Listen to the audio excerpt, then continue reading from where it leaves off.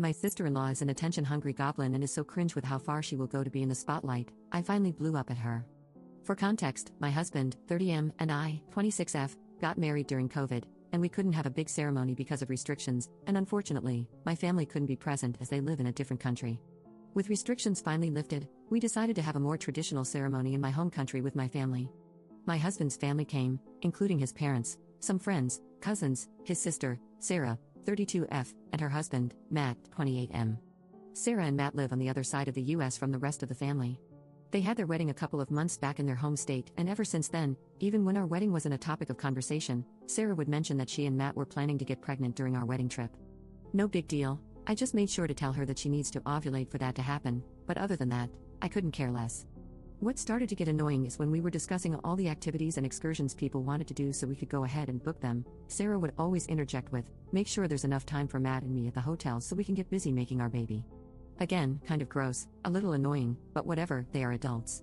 About a week before we all leave to go to my home country, Sarah and Matt arrive in our home state to spend time with family as they rarely see them. My husband and I, his parents, and my husband's brother and sister-in-law are sitting chatting when Sarah blurts out that she is pregnant. We all get really excited, congratulate them, and express how happy we are. We start asking some questions, and Sarah says she is 2 weeks pregnant. Everyone kind of loses a little bit of excitement and says, "Wow, that's really early." We suggest waiting before telling other people, just as a lot can happen. People usually don't even know they are pregnant until at least 6 weeks, and even then, they are encouraged to wait until after the first trimester to tell people. My brother-in-law and sister-in-law were very happy and excited for them but cautioned them even more as they have experienced multiple complications before having their first child. Matt replied by saying they are only telling the people closest to them, such as his parents, her parents, and her siblings, no one else since it is so early. Well, the next day, Sarah called her great-uncle and his wife over for drinks and decided to tell them too. She called her one aunt and uncle and told them, and by the end of the day, basically the entire extended family knew, as well as some of her mom's friends who stopped by the house and Sarah told. With each person Sarah told, Matt got more agitated, as they had agreed to only tell a select few people. Matt finally gave up and asked her why she doesn't just post it on Facebook, as it will be quicker, to which she replied, she wants to, but she thinks it will be frowned upon. My husband came to me and said it feels like she is trying to draw attention away from us and our wedding, as she is known to do anything and everything to have the spotlight on her. I told him not to worry about it, as when we are in my home country, she won't know many people so she won't say anything. He agreed but went to his parents and told them what he was feeling, and asked if they could politely suggest that she keep it to herself when we left for the trip. They agreed that it was valid for him to feel that way, as they know she hates it if the focus is not on her. Anyway, we leave for the wedding, and I see my mom for the second time in 5 years. Obviously, it was a very emotional reunion, but we wiped off our tears quickly and sat down for a meal with my husband's family. After I introduced her to everyone, the waiter takes our order, and the first thing Sarah says to my mom is, "Your daughter probably already told you, but I won't be drinking this trip." My mom says that it's no problem, you don't have to drink to have fun, and that Sarah will still have fun, even if she chooses not to drink. Sarah interrupts my mom to tell her it's not by choice that she is not drinking, but that she is pregnant.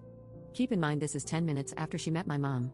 My mom says congratulations and keeps on with another conversation. Sarah interrupts my mom again and tells her how she is 2 weeks pregnant and just so excited. My mom, who is practicing medicine, then tells Sarah the same thing we did, that she should probably wait until she is in her second trimester to tell people, and Sarah completely ignores her. The same thing happens with my aunt, cousins, uncles, sister, and grandparents, all of whom she had never met before. My husband yet again speaks to his parents and asks them to please tell her to keep it private because it feels as though she is purposefully trying to take the attention away from our wedding. They say they will talk to her. Matt actually comes up to us and apologizes, saying he agrees that it has gotten out of hand and that the number of people who know is way more than the number they agreed upon. Fast forward, we are sitting eating while we wait for one of our excursions. A family that I lived with for 3 years when I first moved to my husband's country flew out for the wedding and met up with us for lunch. Keep in mind they have never met Sarah. The wife and I are talking about the wedding and all the arrangements, while Sarah sits across from us and listens to the conversation. My husband orders some shots for everyone at the table, but when his mom says she doesn't want one, he tells the server to -1. Sarah hears him ordering the shots and goes off yelling across the table, "I can't drink, you know I can't drink a shot, why would you order me one?" Everyone kind of stops and looks at her for a moment, before my husband says it's not a problem, as Matt said he wants to. Everyone then continues their conversation, including the wife and me. Sarah interrupts me and continues to make a big fuss over how my husband ordered her a drink when he knows she's not drinking. The wife then says it's okay because Matt said he'll drink it, so it's not going to waste. Sarah then repeats how annoying it is that my husband ordered her a shot, and I say not to worry because I'll just drink it if Matt doesn't want it. She keeps doing this until I finally tell the wife she's not drinking because she is pregnant. The wife says congratulations and asks how far along she is, then also advises her to be careful about telling too many people. This situation happened about 3 more times in the week leading up to the wedding. Now, the last time it happened, she was telling my high school friends at the wedding how sick she has been, but no one asked why she was sick. They were just empathetic and saying they hope she feels better. They came over to talk to me, and she followed again, complaining about how sick she has been and kind of pushing them to ask why she has been feeling so sick. When I finally said, "Sarah, are you effing kidding me right now? No one gives a crap that you are pregnant, they don't even know you." Sarah ran off crying, and my mother-in-law heard me say that and told my father-in-law, who screamed at my husband, saying how we hurt Sarah's feelings and how she is just excited. My husband doesn't think I did anything wrong, and my high school friends think I was fine too because they know the backstory. However, my mom and some of my husband's family think I am to blame for my reaction. Update 1. My husband and I finally had our honeymoon, and we were unreachable during our holiday because we were out of the country. Our whole family knew this before we left, and we told them the only way to reach us in an emergency was to call the hotel. We knew Sarah had an appointment while we were away, and we told her we would call her as soon as we got back home. One day, my husband and I were out of the hotel for the entire day doing activities, and when we got back, we found a note on our room door instructing us to go to reception. Once we got to reception, the staff informed us that we had 7 missed calls from family and gave us a number to call. We didn't know who called or what it was about, but we thought it might be an emergency. We called the number, and it was Matt. He seemed very confused and asked why we were calling him on our honeymoon and if we were okay. We explained that the hotel said this number had called us 7 times and asked if everything was okay. Matt said everything was fine but that Sarah wanted to talk to us.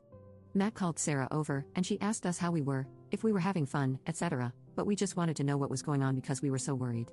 Sarah said she went to the doctor and got some news. We asked her if everything was okay because she kept not saying anything, and we could hear her and Matt whispering to each other. We heard Matt say to her, "Did you seriously call the hotel 7 times to tell them this? It could have waited." Sarah finally got back on the phone and said that the doctor said she was going to have twins.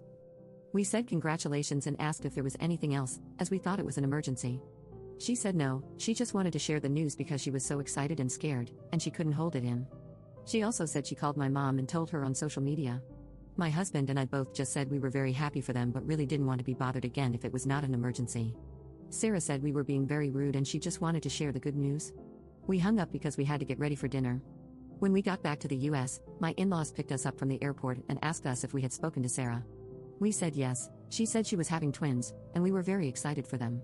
My father-in-law then said Sarah told them we were extremely rude to her and Matt, and we were dismissive and hung up the phone.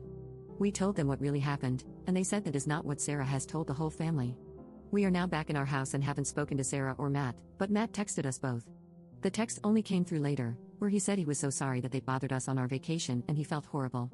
We just texted back and said all was good, and that we were very excited for both of them. All I can say about this whole situation is that I am very happy that we live on the other side of the country from Sarah. Update 2. Hi everyone, sorry it's been 3 months. I have been really busy with work. Sarah is still pregnant, due at the end of August, with 2 babies, 1 boy and 1 girl. My husband and I have started to try and have a family of our own. No success yet, but we are not worried, it's only been 2 months. When we were in my country, we were buying artwork and small furniture from my country to put in the nursery of our future baby, so it could have my culture too. Sarah and her husband bought some things too for their house, and my mom was in town with Sarah one day when we did a trip they didn't want to do and bought some things for us. She told Sarah it was for the nursery for our future baby. When Sarah heard what our idea for our nursery was with my culture, she decided she wanted her nursery to be like that and bought almost everything we bought. We didn't say anything because we thought she was just buying for her house and for friends, souvenirs, etc.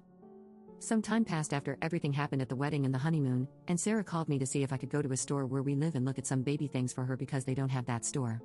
I said yes and spent almost 2 hours with her on the video call showing her things, taking pictures, and saying we could get it and mail it to her if she needed anything.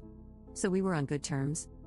Then a week ago, she posted on Instagram her nursery in progress, and it was exactly what I said I wanted. The theme isn't something very common, but it's my culture. Think like dragons for China or geisha for Japan. A very big part of the culture, but not usually a baby theme. I saw it and got mad. I showed it to my husband, and he was mad too, but he said, let's just give it a few days, and then talk about it again, and then we can decide what to do. So I said okay and waited. Sarah called us a couple of days later to tell us the name she decided for her babies. The boy's name is very sweet, a mixture of a family name on Matt and Sarah's side. The girl's name is where the problem is. Her first name is very pretty, we love it, but her middle name is my husband's name that we said we wanted to use if we had a son. It's not a general neutral name like Taylor, it's a boy's name like Jonathan. My husband said, "That's my name," and she knew we wanted to use it. She said it's also their uncle's name, and that's who it's after. My husband kept saying, "But it's my first name, and it's a boy's name, and we are still going to use the name if we have a son." This is where Sarah lost her mind. She got so mad and started yelling that cousins cannot have the same name and she chose it first. My husband just screamed, "It's my name." Finally, Sarah just hung up after she said she thought my husband would be happy that she is naming the baby the same name as him. Again, we gave it a couple of days, and then I had a talk with my husband and said I am still very upset about the theme.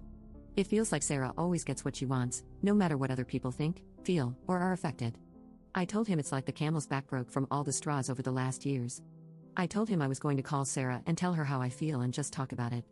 He said okay but told me to wait one more day so I wouldn't be very angry when I called. I called my mom and told her what I told my husband, and she was furious.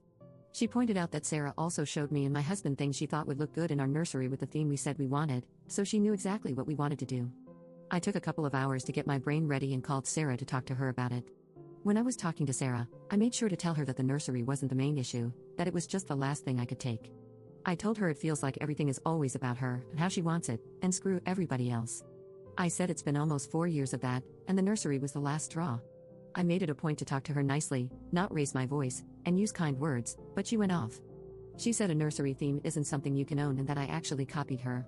I told her it's my culture, so I don't know how that works. She called me such bad names and cursed me out, and I told her if she didn't stop, I was going to hang up.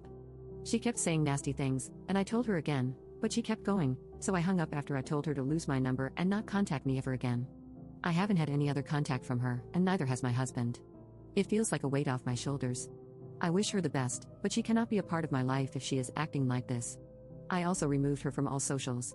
So that's that, Sarah and I are done. My husband is low contact, only if she calls or messages him, which is never. Her parents are shocked at me, but I said I'm done. Her mom asked if I am going to tell Sarah when I get pregnant, and I said no. She is welcome to tell her, and my husband can tell her if he wants, but I am not speaking to Sarah again. Sarah had her shower, and I sent 2 outfits for the babies because I bought them before the phone call, and she texted in a group chat to say thank you, and I just liked the message. I told my husband that if I am home, Sarah is not welcome in my house. That's probably the last update from me. I don't think anything else will happen now that I am no contact.